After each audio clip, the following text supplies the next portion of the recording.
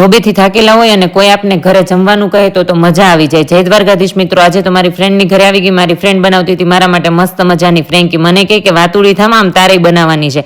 મેં કીધું ના ભાઈ, હું તો થાકેલી છું, આરામ કરવા આવી છું।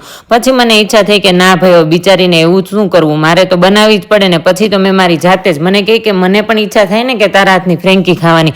મેં કીધું કંઈ વાંધો નહીં, ચાલ હું તને મસ્ત મજાની ફ્રેન્કી બનાવીને ખવડાવું। એને બધું રેડી કરીને રાખ્યું હતું ને મેં ફટાફટ બનાવવાનું ચાલુ કરી દીધું। મેં કીધું હું બે જ બનાવી દઈશ, વધારે નહીં બનાવું, કેમ કે હું આજે હતી જોબેથી થાકેલી અને ઘરે પણ ઈચ્છા નહોતી જવાની, કેમ કે આજે ચિરાગ ઘરે નહોતા એટલે મને એમ થયું કે આના ઘરે જ હું રોકાઈ જાઉં એમ। અને એ પણ મને બહુ જ કહેતી હતી કે તું અહીંયા આવી જા, અહીંયા આવી જા। હું કેટલા ટાઈમથી એના ઘરે નહોતી આવી અને પછી ફાઇનલી જો મેં બીજી ફ્રેન્કી પણ બનાવવાનું ચાલુ કરી દીધું અને મેં એને કીધું કે હું ફ્રેન્કી બનાવું ને ત્યાં સુધી તું લોઢી મૂકી દે, કેમ કે તારે આ બધી શેકી નાખવાની છે। એ કે વાંધો નહીં, અને મેં ફટાફટ બે ફ્રેન્કી બનાવવાનું ચાલુ કરી દીધું। મને કે તારે ટિફિનની બનાવવાની છે। મેં કીધું મારે ટિફિન જ નથી લઈ જવું, મારે ખાઈને સૂઈ જવું છે। ફટાફટ બે ફ્રેન્કી મૂકી દીધી।